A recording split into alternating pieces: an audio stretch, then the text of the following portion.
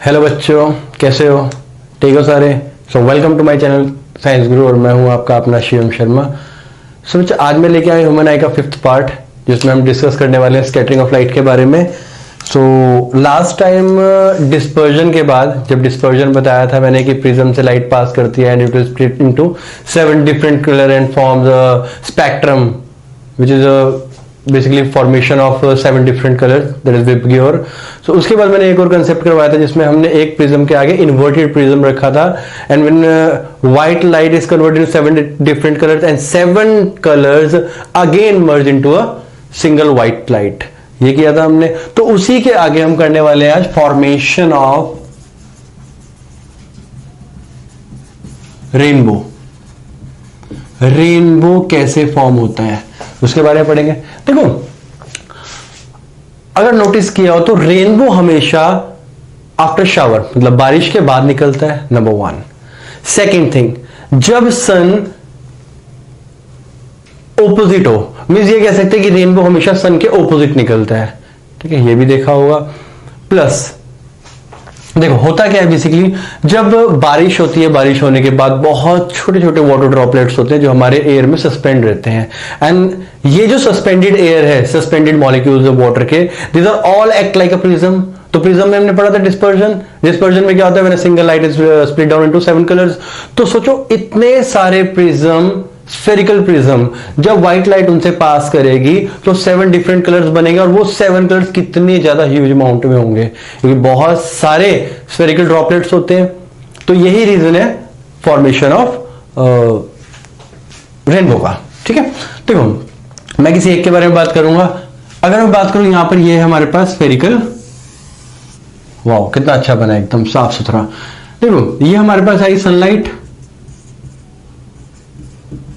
ये सनलाइट है and sunlight is called white light. ये आगे, इसके बाद यहां क्या होता है, बेसिकली यहां होगी रिफ्रैक्शन। ये रिफ्रैक्शन हुई। रिफ्रैक्शन होता क्या है, देखो ये बाहर रेयरर है, अंदर डेंसर है, बिकॉज स्फेरिकल ड्रॉप है, बबल नहीं है, ड्रॉप बताया मैंने, ड्रॉप। तो ये हमारे पास रेयरर हो गया, डेंसर हो गया। होता क्या है यहां पे, यहां इस पॉइंट पे होती है रिफ्रैक्शन, रिफ्रैक्शन होती है। देन अगेन इस पॉइंट पे आ गया। देखो, इस पॉइंट पे एक नया कंसेप्ट जो तुम प्लस 2 में पढ़ने वाले हो, वो था TIR। TIR that is total internal reflection. ये मैंने TIR का साथ में एक साथ ही बता दिया। टोटल इंटरनल रिफ्लेक्शन मतलब इस केस में क्या होता है कि डेंसर से रेयरर में जाते वक्त डेंसर टू डेंसर ही बेंड हो जाती है। ठीक है, इसमें एक पर्टिकुलर केस होता है जो हम आगे बात करने वाले हैं। अभी सिर्फ ये ध्यान देंगे कि ये इंटरनली बेंड होगी, ये रिबेंड बेंड होगी। अगेन जाना क्या इसने यहां, बड़ी क्या होगी, दोबारा से रिफ्लेक्शन होगी, ये हमें लाइट यहां मिली। क्लियर है? अब देखो, मैं सिर्फ 2 लाइट के बारे में बात करूंगा, एक रेड और एक ब्लू, दैट इज वॉयलेट। क्योंकि इन दोनों के अलावा सारी 7 मार्कर्स तो मेरे पास हो नहीं सकते, तो फिर 2 हैं, 2 से काम चलाते हैं। देखो, यहां से स्प्लिट हुई, यहां स्प्लिट हुई और ये कम से कम बेंड होगी, ध्यान रखना। रेड वाली, ये रेड गई और ये आ गई यहां पर, और यहां से रिफ्लेक्शन होके ये गई यहां और हमें यहां मिल गई, ये रेड कलर मिल गया हमें। अगेन एक लेते हैं ब्लू की बात। ब्लू सबसे ज्यादा बेंड हुई और बेंड होने के बाद यहां आ गई, फिर अगेन बेंड हुई। देखो, तो ये हमें मिलेगा यहां, तो ये कलर, ये रेड और ये वॉयलेट, ऐसे डिफरेंट डिफरेंट एंगल्स पे रेज आती रहेंगी और वो रेनबो फॉर्म होगा। क्लियर है? तो ये रहा सनलाइट, यहां से आ रही और ये आ गया रेनबो फॉर्मेशन। अब एक और चीज है, अब एक दिमाग में क्वेश्चन आता है कि ड्रॉपलेट तो स्फेरिकल होता है, तो जब स्फेरिकल होता है तो रेनबो स्फेरिकल क्यों नहीं बनता? जब रेनबो होता है तो सर ये बताइए कि रेनबो स्फेरिकल क्यों नहीं बनता? बहुत अच्छा क्वेश्चन है। होता क्या है, हम देखते हैं हॉरिजॉन से। हॉरिजॉन क्या होता है, जैसे ये अर्थ है, इसे अर्थ ले लेते हैं। अब ये अर्थ क्या करती है, जो वाटर ड्रॉपलेट्स है, जब डिस्पर्जन करेंगे तो करते तो स्फेरिकल है, बट हमें दिखाई नहीं देते क्योंकि हम देखते हैं सिर्फ हॉरिजॉन पे, क्योंकि हम खड़े हैं यहां पर और यहां से क्या दिखाई देगा, ये पूरा दिखाई। बट हां, अगर हम किसी प्लेन में ट्रेवल कर रहे हो, ये प्लेन नहीं बन रहा मेरे से, अपने आप देख लेना। अगर हम प्लेन में ट्रेवल कर रहे हो तो हमारे पास रेनबो कैसे दिखाई देगा, स्फेरिकल। ओके, आगे बढ़ते हैं। देखो, तो ये तो हो गया रेनबो फॉर्मेशन। तो सिंपल क्या है कि all the water droplets present in the air act as a prism, and when all the water droplets disperse white light into 7 different colors, then rainbow is formed. Number 2, rainbow is formed also is opposite to that of the direction of sun. सन से हमेशा opposite direction में rainbow मिलेगा। चलो ये भी हो गया। चलो आज के टॉपिक पे चलते हैं, जो हमारा टॉपिक है मेन। चलो अब बात करते हैं, वैसे हमने स्कैटरिंग ऑफ लाइट करना था, बट स्कैटरिंग ऑफ लाइट आता है बाद में, उसके लिए रिफ्लेक्शन समझते हैं, एटमॉस्फेरिक रिफ्लेक्शन। ठीक है, तो चलो स्टार्ट करते हैं atmospheric reflection. Atmospheric refraction. Now what is the atmospheric reflection? देखो, एक सिंपल सा लॉजिक है। जैसे जैसे हम ऊपर जाते रहेंगे, सन की रेज ज्यादा पड़ेंगी, जिससे टेम्परेचर ज्यादा होगा। मतलब ये कह सकते हैं कि अर्थ के आसपास जितनी एयर होगी वो कोल्ड होगी, और जितनी लेयर्स ऊपर जाते रहेंगे, जितनी ज्यादा एल्टीट्यूड पे जाते रहेंगे, उतनी ज्यादा वो एयर गर्म होती जाएगी। और हमने पढ़ा है गर्म चीज में पार्टिकल्स डेंस कम होते हैं, नीचे डेंसिटी ज्यादा होती है। तो सिंपल सा लॉजिक, डेंसर रेयरर, ऊपर वाला रेयरर, नीचे वाला डेंसर डेंसर डेंसर डेंसर, और बहुत ज्यादा डेंसर होता जाता है जैसे जैसे अर्थ के सरफेस पे आता है। देखते हैं, देखो ये हमारे पास अर्थ है। अब अर्थ में मैं कुछ लेयर्स बनाऊंगा एटमॉस्फेयर की, ये रहा। ठीक है, नाउ ये हमारे पास स्टार है, ये रहा स्टार। ठीक है, अब हाँ, ट्विंकलिंग ऑफ स्टार करवाने जा रहा हूं। चलो वो छोड़ के अभी हम देखते हैं, ये स्टार है। ठीक है, चलो वो भी ना देखो, यहां पे आओ। ये ज्यादा डेंस होगा? नहीं, ये तो रेयर होगा। चलो ये आ गया रेयर, और जैसे जैसे नीचे जाते जाएंगे वैसे वैसे डेंसर होता जाएगा। ये भी डेंसर, ये भी डेंसर, ये भी डेंसर, डेंसर डेंसर डेंसर। मतलब कि ये इससे ये इससे डेंसर, ये इससे डेंसर, ये इससे denser.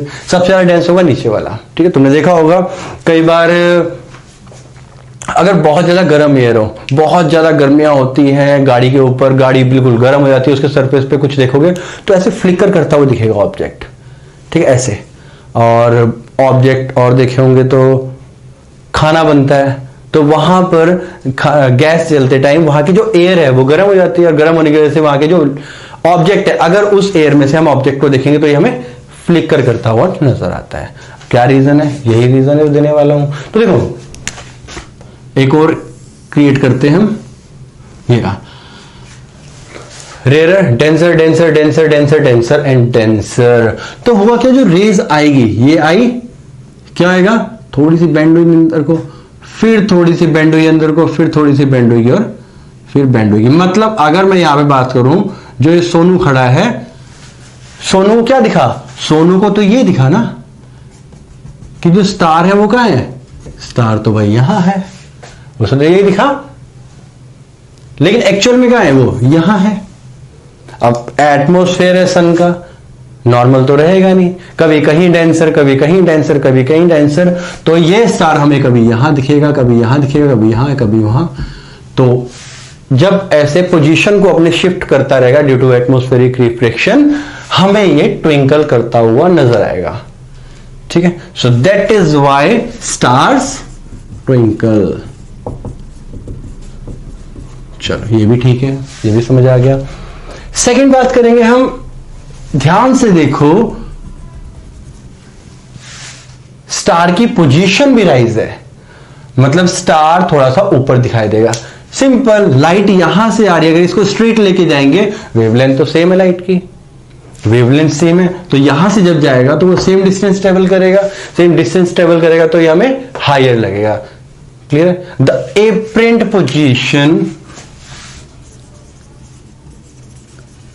the apparent position of star is higher than that of real position.